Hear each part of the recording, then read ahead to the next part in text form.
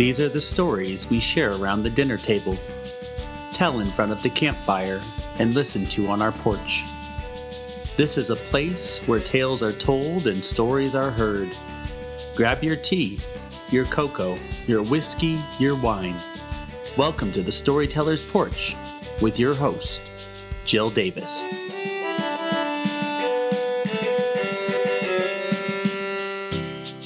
Welcome to the Storyteller's Porch. I'm so glad you're here with us today.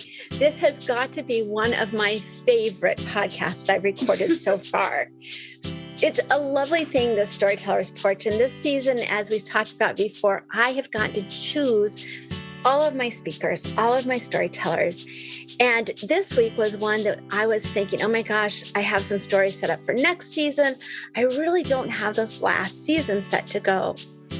And I got to do a cool thing, which was take my daughter to school. And as we sat around the dinner table a few nights ago, I went, oh my gosh, this is the story. So our guests on today's Storyteller's Porch are Emma Pell, who is a student and a history major and a senior. She's almost done with school. Emma, thank you so much for being here on the porch. Thank you for having me. It's just such a delight. And then also we have Gracie Packard. Gracie is a student as well. She also is in her senior year. She's a lover of words, which you might have heard on her TEDx story. And well, yeah, she's my daughter. I am. That's me. Hi. It's such a delight to have you both here. Or I guess it's me being here with the two of you because this is where you have spent, oh, wait a second, you guys are seniors, which means you should have spent 3 years here. But in reality, that was not your life. Not quite. And that's one of the fun things about the Storyteller's Porch. Why we're here is that we want to tell the stories now while they're present. So in the future, people can remember what it was like today. So we are in, just for the sake of anonymity, yes, that's the word. We are here in a city in the Northwest where you two are going to school your senior year. And because we are reminiscent of those Southern porches, we've all brought our favorite drink. What are you guys drinking on the porch today? We are sharing some makeshift, it's not quite authentic, but makeshift sangria. Anything can be sangria. Exactly. That is the motto. We are having fruit and wine sangria on the porch today. Yes. And that I know because I've heard the story is part of what your story is today. But remember that a porch can be anywhere. And today our porch is tucked into our own little fairy fort in Gracie's apartment. And I'm excited to hear your all story. I'm going to set the background just a little bit because I happened to be there when this all happened. Over the last several podcasts, you may have heard some different stories about COVID. You may have heard Roger Butt's story about being present when a gentleman passed away from COVID, or that of Vivian Cobb, who had one of the first diagnosed cases of COVID in Colorado Springs. But they are all in my generation. We're in our 50s and 60s, and we have experienced a lot of life at this point, headed into more. But Emma, you and Gracie are in your very early 20s, old enough in your 20s that the wine's okay, yes. But just barely. And you have not seen the same amount of life that we have seen, but yet in many ways you've seen more life than we have seen. So to set up this story, I'm going to ask you guys just a little couple questions. So I know that you met through school, but tell me about your first meeting. Emma, you tell me first, and then I want to hear Gracie's. How did you all meet? So I take the first time I met Gracie, it was after a TEDx event, and we had met and we were told that we would love each other and this is great. And I was like, okay. And we ended up somehow at Starbucks. I don't even remember who invited who. I invited you. I invited you to Starbucks. That actually really tracks. It does. And that was the first time we had ever sat down and had a conversation. And I left feeling like, I don't know how, but I know this person so well, and she is going to remain a part of my life. Like that instant knowing. And that's what I consider the first time we met. And Gracie has a different. I do have a different memory of our very first. I also shared this same memory that Emma told, and it is also a very sweet memory for me. And it's the first time that like we really did get to connect and see each other as we were in that moment. But the first time we actually met was before the first day of even school freshman year. Like we had not even started school because we were there for new student orientation. And then there was the weekend and then school started on Monday. And so it was a Sunday and both of us looking for community and still in very much our high school environments and choices, we found ourselves on campus church. And Emma, I walked in late. Emma was already sitting there. She was wearing like this cute little dress. She's tall. She looks a little Southern, with a little blonde hair. And I was like, okay, I can sit by her. It won't make me cry. Like she seems sweet. So I sat by you. I introduced myself. You said, I'm Emma Pell. And I remember it vividly. And I was like, it's so nice to meet you. And then we sang the songs for the worship. We both thought the other person was like really like into it and aware of church all the lyrics of the songs. I had no idea what songs we were singing. Neither of us liked the experience and neither of us ever went back, but we both thought that the other person did go back and we were too scared to ever speak to each other in passing because of the awkward meeting at church. So that would have been in fall of 2018. Yeah. Okay. So then between fall of 2018 and fall of 2019, you guys didn't see each other much, didn't know each other. Well, we saw each other all the time on campus, but we never, it's a small school, but we never acknowledged the other. Never said a single word for about a year. Okay. And then what happened? Then that's what Emma was saying. That's Emma's first memory. I had to remind her later on that I was indeed Gracie from church. Freshman year. I did not remember. Emma did not make the correlation. I instantly knew. But we really met as friends in the fall of sophomore year when we were introduced. Everyone was like, Emma and Gracie are going to be best friends. And then we were hanging out after that TEDx event, like Emma was talking about. And we figured out that night that we were both going on the same study abroad trip in the spring. So in the spring would have been shall we say spring of 2020? Spring of 2020. All of us know what that means. So before we start talking about spring of 2020, what I remember about Emma Pell was Gracie calling me and saying, oh, Emma Pell is going on the trip with me. I've never met Emma Pell, don't know her, but just went, oh, thank goodness I can quit worrying. And that proved to be very, very necessary. And so you guys got gathered up, you went home for Christmas, you headed for Ecuador. Tell me a little bit about your time in Ecuador. Oh, it feels like just like the sweetest little bubble of a memory because it was so abruptly ended. But for the little like bubble of time that we were there, it was magical. It wasn't easy. Like it was still very difficult. I remember being way more homesick than I thought I would.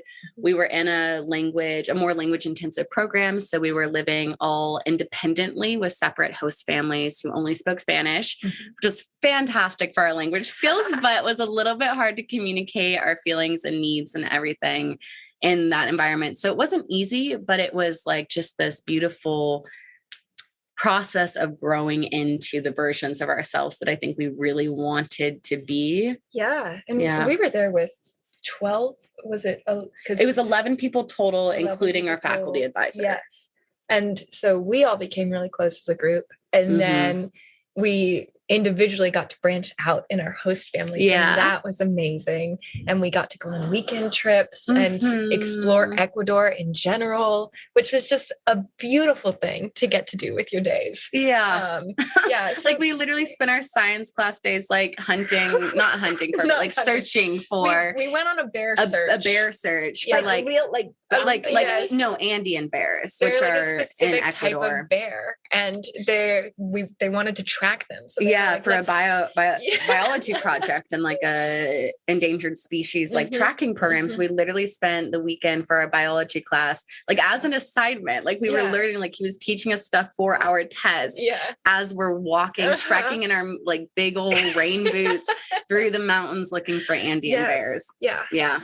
I know there are some other interesting experiences that you had. We were talking just before we all got cuddled into our fort about an experience at a hot tub, like the hot springs. We went to the spa.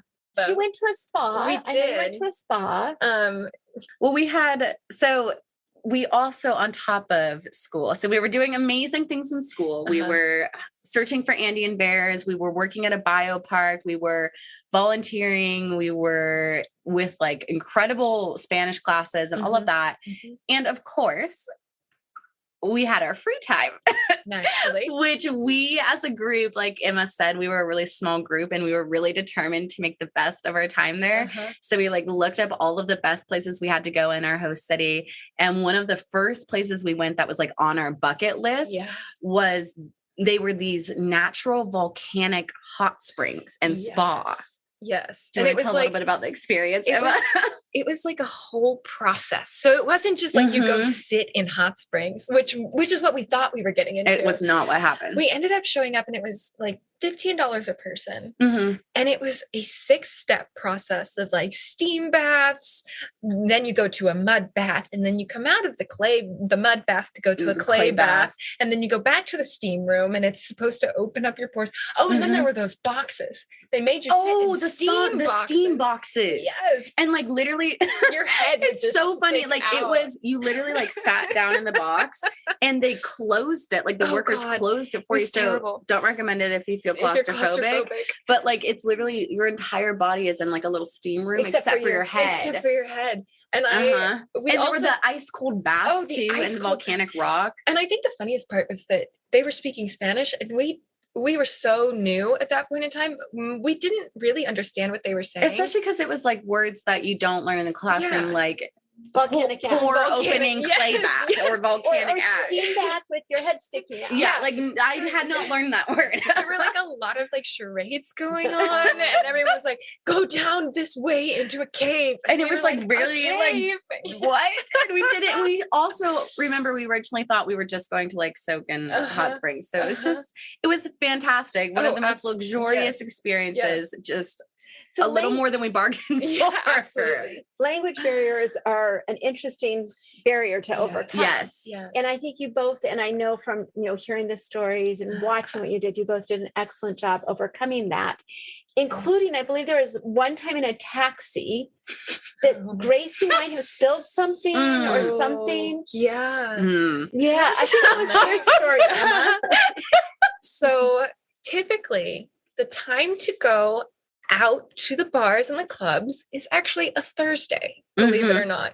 Why it's a Thursday, we never quite figured out. But Thursday's the big day. Yeah, and we wanted to culturally consume that tradition. Love that expression. Culturally consume. So we decided one night that we were going to try clubbing at the local 3-level club. And we went there and we had maybe a little too much fun. Maybe a little too much tequila. Maybe just a little. Cultural consumption. We had a fantastic time. So much fun. But, we ended up getting a taxi back. And what's hard is sometimes your taxi drivers don't quite know either A, where you're going, or B, what you're saying. Yeah. Which is...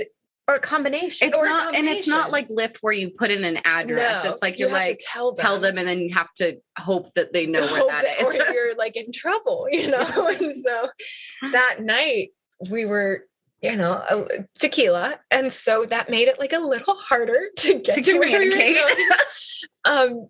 But we were riding in the taxi cab. And my sweet Gracie here decided that she was going to pay the taxi cab man with her change.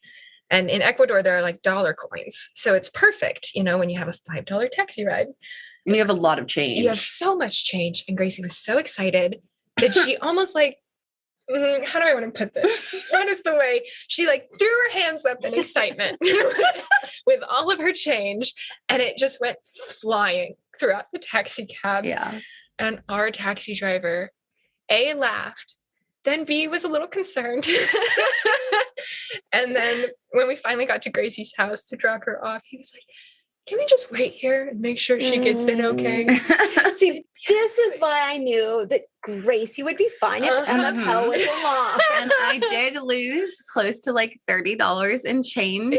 Our taxi driver got an excellent tip because I did try to gather my change, and Emma just said no. She was like, Emma said no. And so I got out and I left it all for him. Yeah. So So made it home safe though.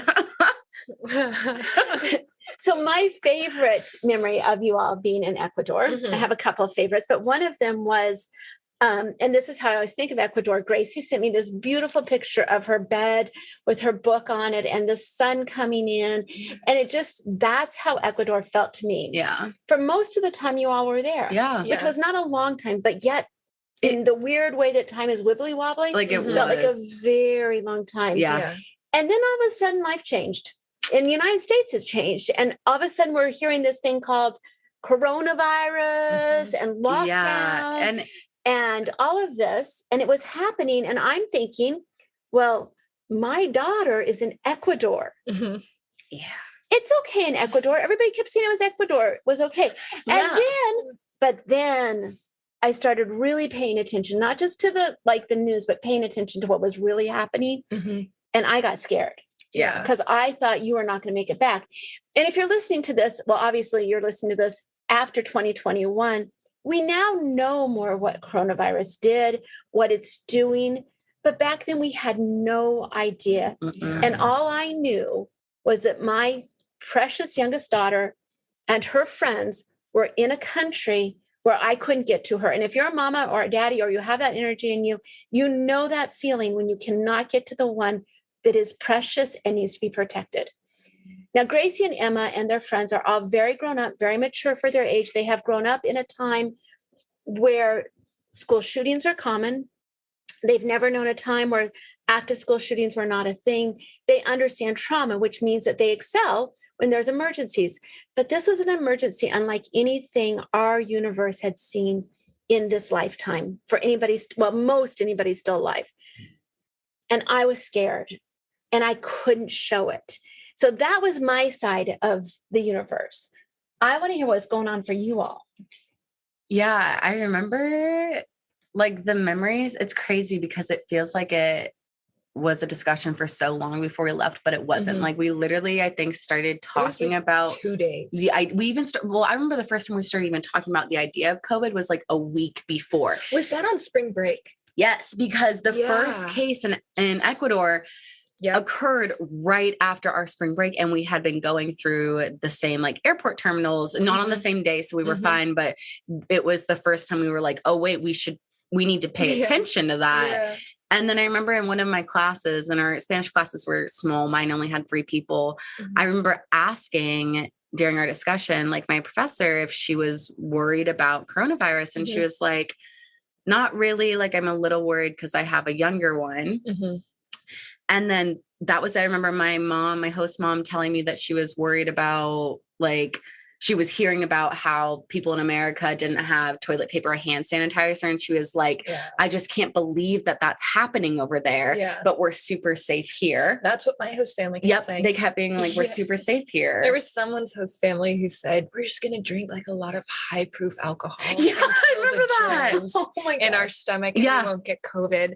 So we felt pretty safe. Yeah. And then we kind of spiraled. Yeah. So we were supposed to go on a trip to the Amazon rainforest on the week of the 17th of March. We were supposed to be there for a full week. It was like one of the highlights of the trip. Yeah. And so on that Thursday before, we had asked, we were like, hey, is there any update? Because we went to the biopark. That was our last zoo class before the Amazon trip.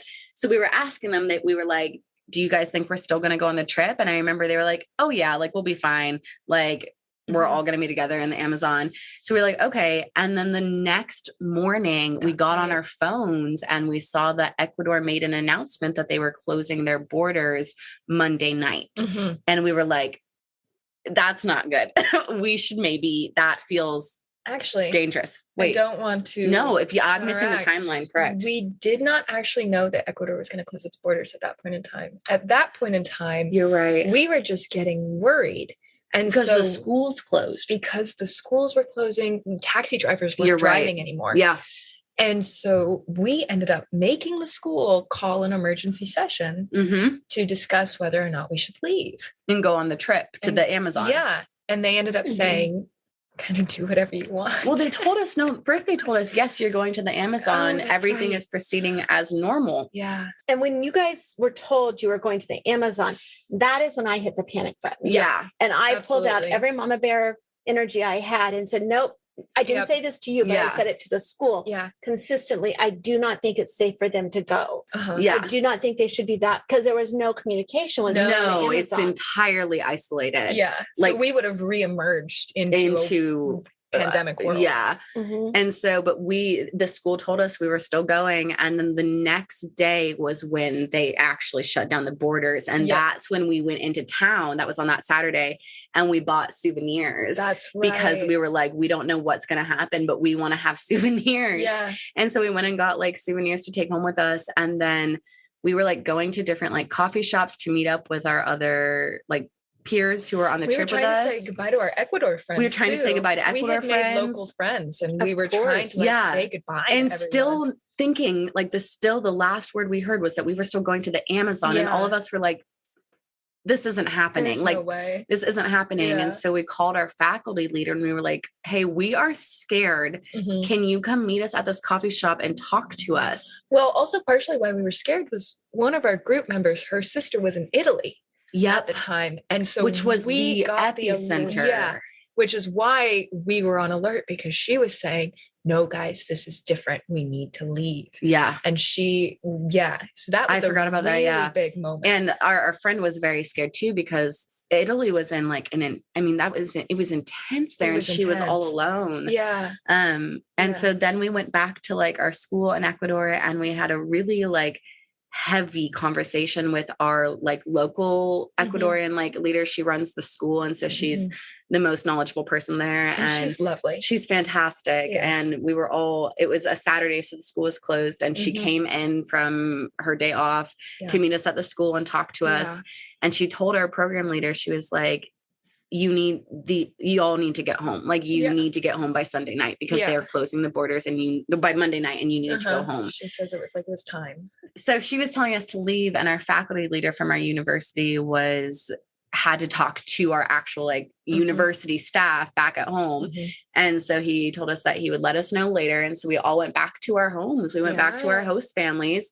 They told us not to go anywhere else because everywhere is closed because of COVID. So we went straight home to our families. We were all texting each other all night. And then that night we got the email from our school that essentially said, you can go home if you want to, but we aren't like pulling you. We don't feel like we need to pull you yet.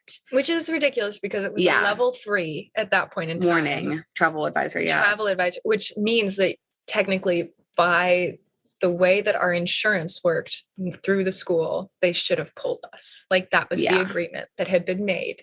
So that was interesting. But we all knew, like, we knew that we had to leave. Like we saw the look on our program leader's face in Ecuador. Like we knew. So we got that email. I remember calling you, Emma.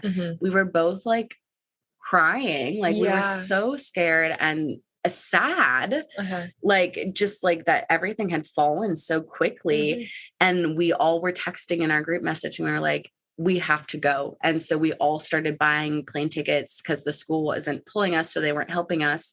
So we all on our own laptops in our own host families' homes started like panicked.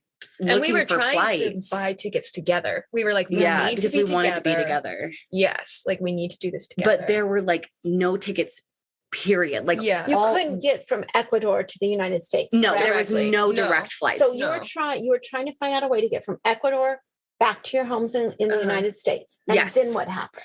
So we all bought tickets. We couldn't buy tickets together because there were very, very few tickets left at all. And so a few of us got tickets with layovers in one country, and other of us got layovers in Peru and like Panama and other places. And then we were all pretty much all of our flights led back to Houston. And then from there, we had flights to our home states. And so we all bought tickets, but they were all on separate flights. I think our flight had 5 students. Yeah. Another one had 2, another one had 2, and then 3 of them were on their own. Yeah. Yeah. And but you and I we were together, scheduled to go through Peru. Yes. That was our big thing. Yes. And what I remember from that point is trying to figure out where in the United States I could get you to. Yeah. Because flights were starting to shut down in the United from other States. places. So you had tickets to 5 different cities. Yep. In the United States. Yeah. And I didn't care where you landed. You just you got them I just wanted you to get there someplace and I would figure out a way to get you home. Exactly. And so then we packed our bags. A lot of us were already packed because we were planning to go to the Amazon. So that was also really important because our first portion of our Amazon trip had a plane ticket that took us from our city in Ecuador to the capital of Ecuador, where all of the flights go out of. So we used all 11 of us, our tickets that were supposed to take us to our first leg of our Amazon trip to get to the airport in Quito to fly out and from an additional flight to our other places. And that was the Monday morning. That was an early flight. So our host families all had to drop us off at like we got one last day with them on Sunday to pack and say our goodbyes. And so then our host families dropped us off at like 4:30 in the morning. And we get on this flight and we had to say our goodbyes. And someone had brought N95 masks. Yeah. So we all had masks. Like nobody else was really wearing masks because at that point, I remember some of my friends back home were like kind of weirdly judgy about us wearing masks in the airport because there was some dialogue that was saying like that you shouldn't be wearing masks. Like you should be. We knew nothing. But we were just like, we feel safer. So we all double or triple masked. It was crazy. And we all had like our sweet program host made us like COVID bags that had like hand sanitizer and alcohol wipes and all of that. She had like gone and like to stores. Every store. Oh my gosh, it was crazy because they had just run out. Yeah. Right. But we get on this plane and when we land, that's when we learned that Peru also decided to shut down. We also learned that night at midnight. So the Peru day you got there. Yes, on Monday. On Monday. So we flew into the capital city and learned that several things. Peru was going to shut down at midnight, no flights in or out. We learned that 2 of our friends, their flights had been completely canceled. Yep. And then everyone else's, the 2 other people who were going elsewhere, they were okay, but they were severely stressed. I mean, obviously. I think they were going through Colombia. No, they were going through Panama, I think. They were going through Panama, you're right. And so they didn't know if Panama was going to close. And so we were supposed to fly into Peru. We were supposed to have like a 7-hour layover in the capital city and then fly into Peru by like 9:30 or something like that. And then our flight out of Peru though originally was for 1:20 a.m. and it wouldn't have been allowed to leave. So our flight got like super shifted and the pilot somehow like they got our flight to have a takeoff time of literally 11:59 p.m. He had to reroute his stuff so that he could get in earlier. Yeah. And our issue was because we were going to fly into Peru, we would have to go through customs, get our bags, recheck our bags. No, go through customs again after we get our bags, recheck our bags, go through customs, go through security, and then get to our gate. So we were like, take off at 11. And take off at 11. Because I think, and I'm not sure you said this, but I want to make this very clear for the listeners. The reason you had to be on the plane, wheels up at 11:59, was that they were closing down the border, all of the flying, like hard, and with military enforcement of this. So if you were not on that plane, you weren't would be leaving. in Peru, it was the and life. You were not going to leave for a while. And we knew that. And so we had to change our flights. Absolutely. And so I was on the phone. We were all on the phone. So we were all on the phone with United, and then you and a few other people ran to like the help desk. Yeah. And that was stood in line for hours. Yes. And I was on the phone with my favorite United guy. He and I became really good friends because I was just like almost close to sobbing. Because we were trying to get into Peru earlier so we would have enough time to go through customs and instead get our bags of like and everything. 9:30 arrival and then an 11:59 leave. So we were like, we need to get into Peru at least by like 4. Yes, that was the goal. And so we managed to, thank you to this United guy. He's out there. So United Airlines, thank you. We love you. Thank you. But he pulled some kind of crazy stuff and was able to switch our flights. Our friends, though, the two whose flights had gotten canceled, Hadn't figured anything out. and there were no flights anywhere. Mm-mm. So they were stuck in this terrible position of like, I guess we just stay here in a city where we know no one, and the world is crashing. And the world is crashing while our friends literally all board flights, and we have to watch them board flights. And our program leader, who was supposed to be on the flight to Peru with us. Yeah, he ended up staying with them. He forfeited his ticket. I remember we were literally us, the people going to Peru. Mm-hmm. We had just gotten our flight changed, so we were feeling relieved, and we were about to check our bags, and we were all like, "Where's our leader? Uh-huh. Like, he's supposed to be on this flight." Uh-huh. And eventually, he came up and he was like, "Guys, I can't leave these two students. Like, I canceled my flight. I'm staying here. Y'all go. I'm staying here. I'm gonna figure it out." He was like, stick together. So stick together and keep in touch as you can. Yeah. And so we all boarded the flight to Peru. We landed. I would like to say though, before we did that, we did think this it was important to drink a Corona beer. That was the only thing they were selling in the airport. So we thought it was really funny at the time because it was Corona. Do you get it? Yeah. Corona. So we got through the security in the airport, and we were about to board our flight to Peru, and we all had Coronas and cheers. So in case you didn't get that, which it took me like 3 or 4 times of Emma saying it, Corona, like coronavirus. That's why they were coronavirus, Corona beer. It was funny. We were delirious. We were sleep deprived. Hadn't eaten, like just crazy. Well, none of us had eaten that day because we were so stressed, and we didn't think it was going to be stressful. We thought it was going to just be easy, home free. And we thought we were going to have this long layover to like hang out with everyone in Ecuador before we all left. But then we landed in Peru at 4:00, and they came in hazmat suits. That freaked us out to start with. They boarded the plane to take your temperature in hazmat suits. Mm-hmm. Wow, like that is dystopian. It felt dystopian. That is, to me, from my generation, makes me think of reading The Stand by Stephen King.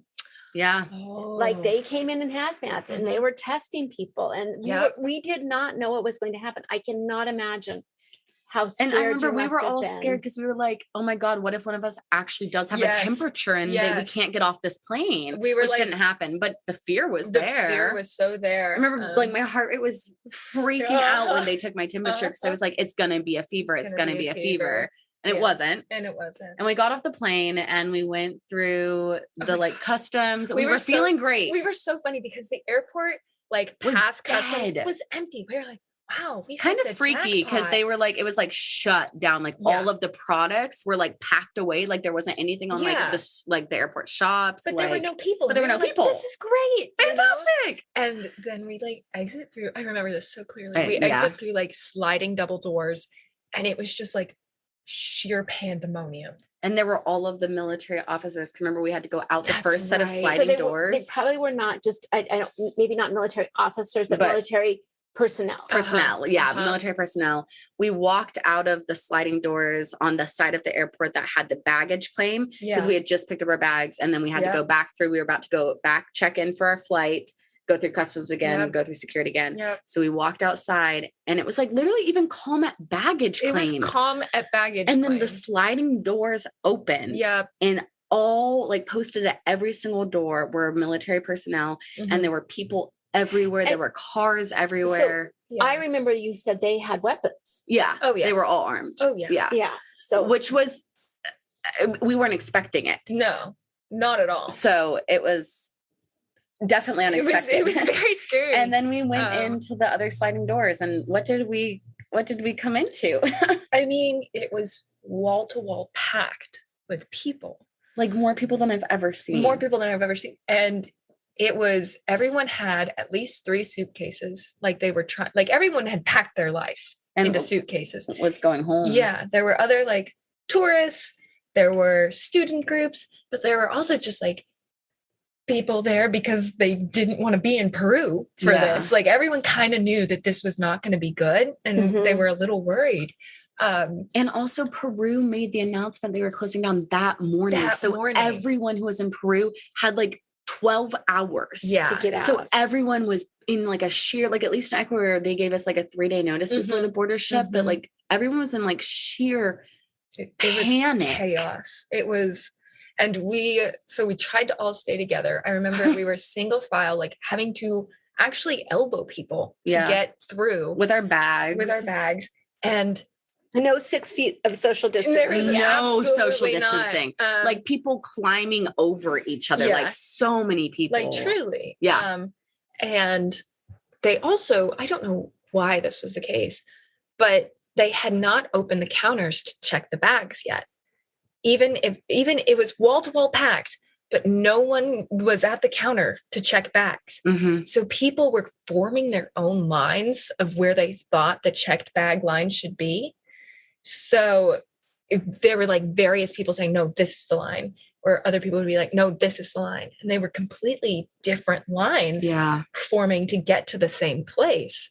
But everyone wanted to check their bags. And like instantly, we all looked at each other and we were like, we could just drop our bags and run. You know, like we were like, we don't care about our stuff. Like we just want to get home. Yeah. But then this was hour 12 at this point in time. Hour 12 at least. And I know at some point your phones were starting to die. That was when we got to Peru, and the people who had Ecuadorian SIM cards didn't have phone function at all at that point. I was one of the only people, because of my phone plan, I had international minutes that worked in Peru. So I was one of the only people who had a functioning phone, but I was at like 20% battery and we still had like 24 hours left to travel. Yeah. And there were no plugins. No, there was nothing like, and nowhere was not an option. And also like you couldn't leave your spot in line. Like, and we had multiple people from different like parts of our group in different lines, because we were like, that way, whoever gets there soonest, like, because these lines are going to go crazy. And so we were all like, yeah, we were going to drop our bags. And then we realized, and it was nothing anybody could do, but one of our friends that was traveling with us had an error in their boarding pass that had to be corrected at the baggage check-in counter in order for her to get on the plane. Like it was an error that had to be confirmed in person. They couldn't use an online boarding pass like we were going to do. And there was no way in hell we were going to leave anybody behind. So we were like, okay, we've got to stay in the line. Yeah. And so we had kind of broken off like into separate groups to wait out these lines, and like we each saw very different things. I was in a different line than you were, and we had people in front of us who were, I mean, like there were people who almost got into a fight. Like some guy had like run over another guy's foot with like physical altercations. And you know, it was so tense, and the people behind us were saying, you have to let us go first, like we're going to miss our flight. And I said, I think we're all going to the same place. And they're like, no, you have to let us go first. And it was like intense. It was so intense. Yeah. And then, but I know you all made friends in your line. We made friends, but we made friends out of survival, because there was like another similar situation. There was another, like, it was a group of like 3 who were being very aggressive about the line. And I remember there were 2, and like, I'm not a big person, and I was with 2 other fairly small individuals. And like, so not that like that is like hugely important, but it was important the fact that people really were using like body size and like strength to physically get where they wanted to be. And so we were all like bundled together, like in a little huddle with our bags. And there were 3 other like people, I think they were from somewhere in Texas or something behind us, who were trying to get home, and they like connect with us, and they were like, we'll help you hold this spot in line if you can help us hold this spot in line. And it was like, it literally was a survival tactic. So we were like, we made friends with them, and we're hanging out with them in order to avoid like getting knocked over by the people who were trying to push in front. Which this is not something that is in our little United States that we're used to. No. This is a whole new experience for you all. I don't think it's anyone was used to it truly was like, and that's the thing now is COVID feels so familiar now, but thinking back on it, like truly like we had no idea what to expect. It was panic, you know, to see Absolute people panic. in sheer survival mode is something And I don't think I had people. ever seen before. And to that extent, like, and so we were in that line for 3+ hours. So we were so lucky that we had gotten on your flight to Peru, or else we really would have missed our flight. So I'm going to take you guys a little bit forward. The main thing is that you had coping techniques for anxiety. Not for that kind of anxiety, but at least you had a Band-Aid every now and then. And so you guys get through the line, you get through baggage, you get through customs. And then what?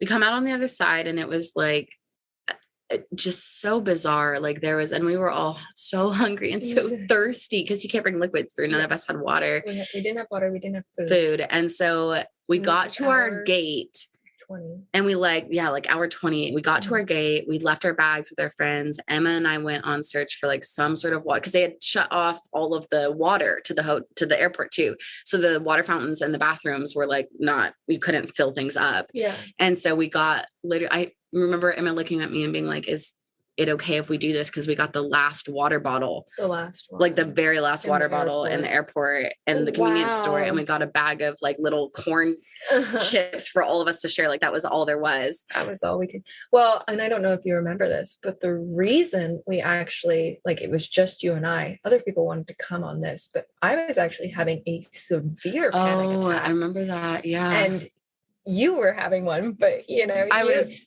okay though, because I was talking to my mom and everything, and but I was having a severe panic attack, and so it was Gracie's idea to go take this walk to find the water and find the food. That's right. Moving. Yeah. And when we sat down again, though, like that's when I started panicking again. Yeah. Which is why our little party happened. It is in the Peruvian airport. This where Take Me Home Country Road is the infamous story. Because we were all, and it was one of those situations where it's like I don't think there was any perfect way to handle it, but Emma was feeling very panicky, and Gracie, everyone was just down. Expected. Yeah. Well, and so I was like, Gracie was like, okay, we're going to try some deep breathing, and the deep breathing wasn't really working. Then I will never forget this till the day I die. She stands up instantly and she goes, okay, we're going to have a dance party. And I said, what are you talking about? She goes, get up. We're going to have a dance party. And I said, okay. I was like, she has that presence. She has that. She really, it was commanding, it was like, we're going to have a dance party if it kills us. And so everyone got up. Mm-hmm. And we were like, what's a great song to play to set the mood? Yeah, for this dance, this pandemic, hazmat, people in hazmats walking past us to the side. Military like personnel. What fits the vibe? And damn it if it wasn't Country Road, Take Me Home. And so we put on my phone, because I was the only one who had service. I pulled up Spotify. I put on Country Road, Take Me Home, played it as loud as I could on my little phone speaker, and we had a dance party. We danced it out. And after the first 30 seconds, really started getting into it, and people, our little group of 5, our mighty little group, we were all singing and people clapping. Were filming us. And then people started walking by, and they were like laughing at us and like, filming us, the weird freaks? Americans singing Country Road, Take Me Home in the middle of a pandemic. But it was sweet, because I remember like some people in the hazmat suits walk by and you can't really see their faces, but I remember seeing them stop, and I could tell they were smiling and laughing. Yeah. And these families were smiling and laughing, and we were smiling and laughing. Yeah. And it really did felt like the world was still kind of ending, and actually like the drama didn't even end there, as we were one of the last flights. We were the last flight to leave Peru, and we were almost delayed to the point where we didn't take off, even after Country Road Take Me Home. We had to get like governmental dispensation to leave the country. I remember finally being able to breathe when I was watching United and saw the wheels had lifted. Yeah. And I thought they're going to make it home. The entire airplane started clapping. Like when we with a minute, because I remember our pilot came on the speaker and he was like, all right, we did it. There's folks. no going back now. Yeah. We did it. And everyone, like the plane erupted. Yeah. And everyone applause. was just like, I knew I was in relief. tears. I was crying. I was like crying. I was so, and then I was too wired to sleep. I didn't sleep at all. I did not sleep on that flight. I was like, once we touched down in the States, like that's when I'll believe that this is true. Yeah. And so did you go back to Houston? Is that where we all landed in Houston? And then you went your separate ways. Then we went our separate ways. And that was really hard. Tough. And for you and I, we didn't know how tough it was going to be. So we were so tired. This was hour 36. 36. Like no sleep, some airplane food and corn chips and a little bit of water in our system. Yeah. And so we gave each other a side hug. COVID. Well, not even that. We didn't even know about that. It was just more along the lines of like, we were so tired And that we thought we thought we'd see each other in we a month. see each other in a month because I was like we didn't think it was gonna. I was gonna come to Colorado or something, and like we that. were gonna do like some summer weeks together in Portland, and I was going to a different terminal, and so like we said our little goodbye. I got on a lift to the other airport. Y'all went home to Portland. I went home to Colorado, and then we did not hug again for a year and a half or 2 years, close to 2 years. We just hugged again for the first time 3 days ago. 3 days ago. And we have not stopped hugging since. Not since. Like, we're hugging right now. You can't tell. We weren't actually. Emma was lying, but now we're hugging. And this to me is like what is so powerful. I remember Gracie walking out of the airport and just that relief of my baby was home. And I'm sure your mama felt the same way. Yeah. And our babies were home, but we had no idea what was yet to come. Yeah. So I want to just fast forward a year and a half. You're back at college. But Gracie, you spent 2 semesters doing online college. In a different state than the state of my university. Like halfway across the country. Halfway across the country. I haven't been on foot on my campus in well over a year and a half. And you left in December 2019. This is August 2021. And you're coming back to finish your last semester of college. Yep. And Emma, you came back last year. Yes. And you have another year to graduate. So you're both seniors. You're going to graduate this year. Yeah. And that's exciting. Not just because, hey, graduating from college is hard. But you two and your class made it through COVID. Yes. And Ecuador and Peru. And here you are. Yes. So as we wind down this conversation on the porch, and you can see the little clip of Emma and Gracie and their little group doing Take Me Home Country Road on our Facebook page. And we'll also try to post on Instagram if I can figure out the technology. But it is on the Facebook page, The Storyteller's Porch. And what I always say is, at the end of our time as we're together, is that all of our stories are personal, but they have collective impact. And one of the reasons I so desperately wanted you to tell your stories is that for me, the collective impact is really personal. Yeah. Everybody made it home and we have hope. But that is my collective impact. I am 36 years older than Gracie, and I'm pretty sure about the same from Emma. And so I have a whole lifetime of experience that I can say that from. So this is your very personal, very deep story, all the way from dropping coins in a taxi till a few weeks later being on a plane, leaving military personnel and hazmat suits to figure out what is in the great unknown. And we're still in the great unknown. Yeah, absolutely. We're in the Delta variant. We're in what's next and where are you going to go? Absolutely. So in this personal story, I'm handing you my magic wand and asking you if you had, and you don't have to, sometimes stories are just stories, but if you had a collective impact, what would you want this story to tell to others? And Emma, I'm putting you on the spot first.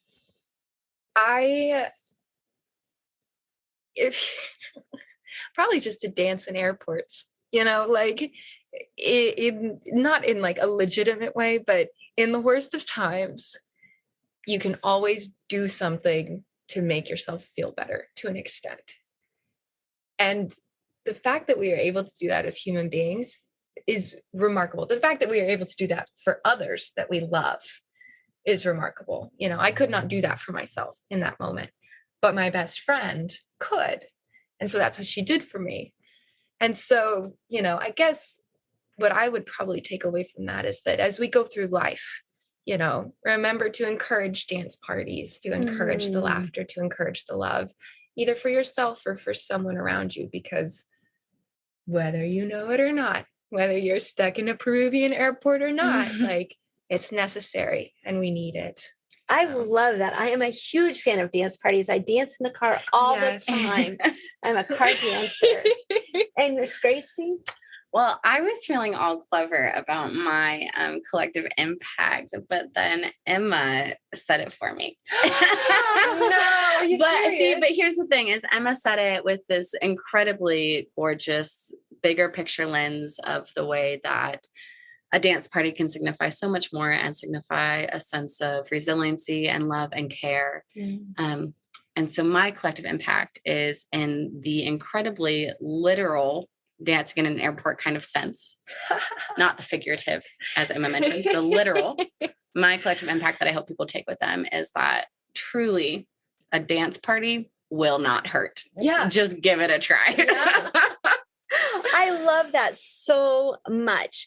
Having a dance party. And, I kind of think it would be fun for everybody who's listening. Like, this is my challenge for you. Sometimes in the next 30 days, have a dance party, either with yourself, with somebody else, with a mask on. If you're with people you don't know, wherever you are, have a dance party.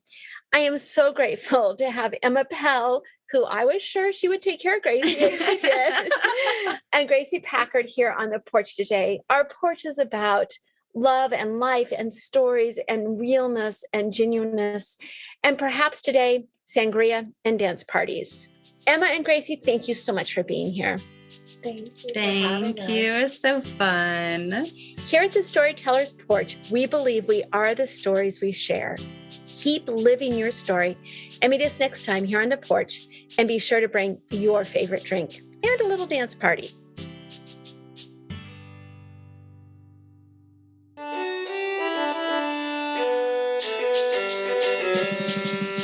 To learn more about our storytellers and our host, Jill Davis, you can find their bios and their social media links at thestorytellersporch.com. To make sure you hear every story with us on the porch, follow us on Apple Podcast, Spotify, Google Podcast, Stitcher, and wherever you hear your favorite shows. We'll see you next time here on the porch, where I'll be drinking some iced coffee and cream. What drink will you bring?